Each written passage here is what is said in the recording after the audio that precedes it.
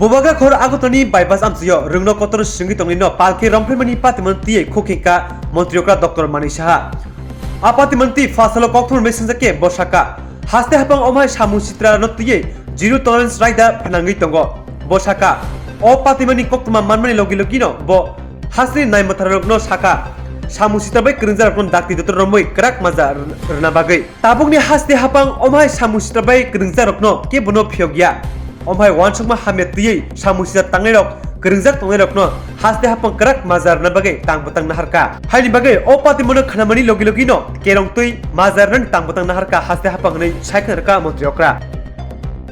There has been some incidents of rape and police has successfully caught. Is there any such incident in Amarpur also? As a Home Minister, what is your message to? Whenever I see any news, that day also while I was going to Udaipur, I got the news. Immediately, I already contacted with the SP.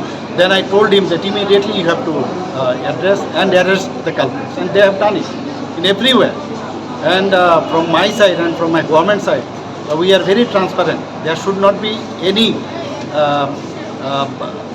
what I should say, zero tolerance we have already adopted.